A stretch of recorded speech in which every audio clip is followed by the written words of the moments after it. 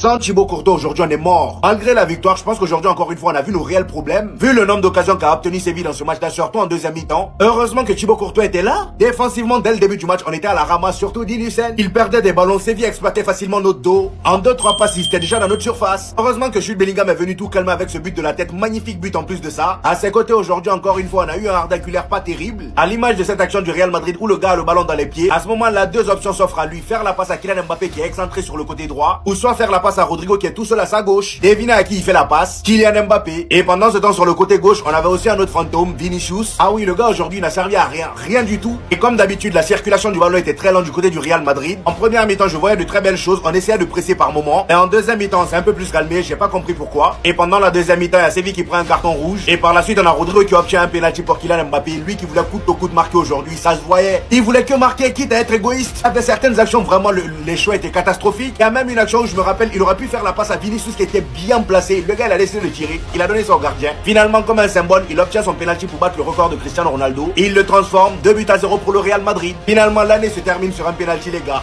Voilà. La victoire est là, c'est le plus important. 0 pour le Real Madrid, but de Jude Bellingham, but de Kylian Mbappé. Je vous avais dit qu'aujourd'hui, on ne perdra pas, peu importe la situation du match. Et finalement, on finit par s'imposer 2-0 face à Séville. Je pense que cette victoire d'abord est bonne pour, comment dirais-je, le mental des joueurs du Real Madrid, pour l'entraîneur. Et ça permettra vraiment aux joueurs d'augmenter une fois de plus encore leur confiance parce qu'on a perdu énormément de matchs récemment. Et je pense que cette victoire va vraiment venir rehausser le moral de tous les joueurs. Voilà, c'est une victoire très importante pour mettre un peu de pression sur le FC Barcelone qui jouera demain. On espère qu'ils feront un mauvais résultat demain pour pouvoir gratter encore des points derrière eux et rapidement prendre la première place dès le retour du championnat l'année prochaine en 2026. En tout cas, on s'est imposé aujourd'hui.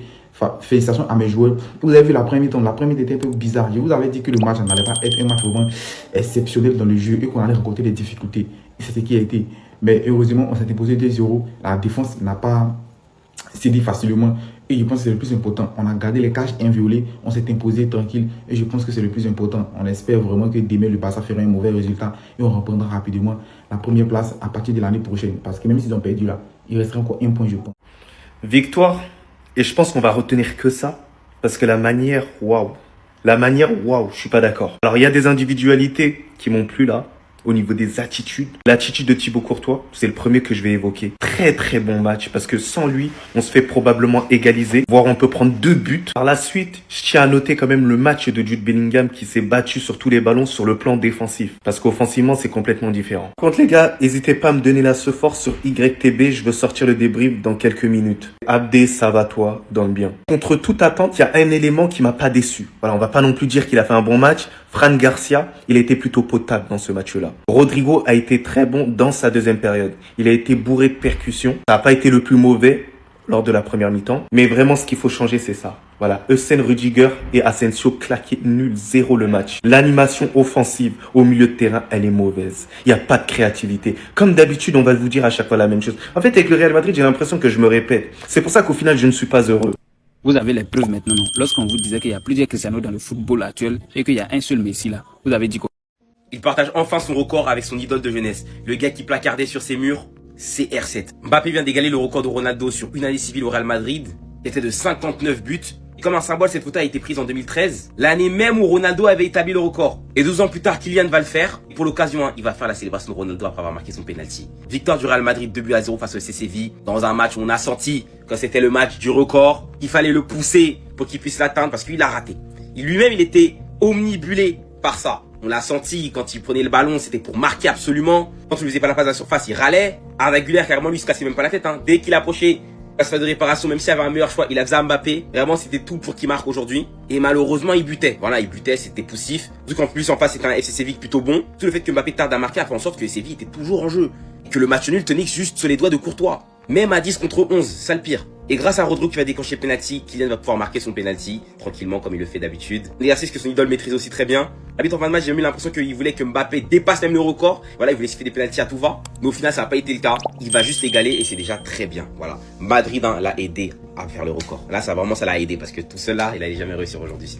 En plus, le jour de son anniversaire. Il a fait. Mbappé qui tape la célébration de Ronaldo lorsque celui-ci égale le record qu'il a tant cherché depuis des matchs. Il est fou en fait. Personne ne va l'empêcher de vivre son rêve. 59 buts sur une année civile avec le Real Madrid. Égalé. Il a réussi à égaler la meilleure version de Cristiano Ronaldo. Que vous aimez ou pas, statistiquement parlant, c'est affolant. C'est tout simplement un truc de fou, inimaginable. Malheureusement, j'en dirai pas autant de la tournure du match. Je suis très content de ce qu'il est capable de réaliser et à quel point il vit son rêve. Mais aujourd'hui, tout le monde a compris pourquoi il ne sera jamais Ronaldo. Vous savez l'amour que je porte pour lui, hein. Mais aujourd'hui, le match du Real Madrid, dans un match où on est autant en difficulté, à partir du moment où on n'a pas une grande avance, ce jeu aussi personnel n'est pas permis. Ce jeu qui peut nous coûter le match n'est pas permis. Des joueurs qui ont tout fait pour essayer de le faire marquer, c'est pas permis. On oublie le principal objectif qui est de gagner le match, d'obtenir les 3 points. Beaucoup vont me voir comme un rageux et je sais quand on parle de ce genre de choses, je sais comment ça se passe. Encore une fois, je me répète, je suis très content pour lui. Mais je suis aussi content que ça en est terminé pour cette année. Parce qu'il y avait vraiment des joueurs qui jouaient uniquement pour lui aujourd'hui et c'était un désastre. Vous ne connaissez pas la honte. Pour gagner Petit Séville, là, vous avez besoin de cartons rouges et pénalty encore. Les Barcelonais, souvent, il est important de fermer vos gueules quand vous n'avez absolument rien à dire. Il est important de fermer vos gueules quand vous n'avez absolument rien à dire. Quand le Real Madrid, sans pénalty, ils ne peuvent pas gagner. D'abord, équipe qu'on a battue aujourd'hui, vous ont corrigé 4-1. Ça, c'est déjà 1. De 2, vous-même qui dites que sans pénalty, on ne peut pas gagner là. On vous a appris ici D1. Malgré que vous avez triché, on vous a battu 2-1 sans pénalty. Donc, souvent, apprenez à la fermer. Et puis, qu'on gagne là, s'il vous plaît, arrêtez de faire trop de bruit. Fermez vos gueules et puis allez-y dormir. C'est mieux que non sans pénalty, on ne peut pas gagner. On a gagné aujourd'hui 2-0. Enlevez plus de pénalty, il y aurait 1-0. Vous avez quel problème en fait?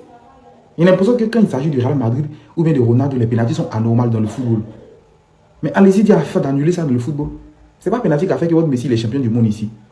Vous donnez trop la flemme aux gens. C'est-à-dire qu'on a l'impression que vous avez la paresse de réfléchir à un moment donné là. Oh.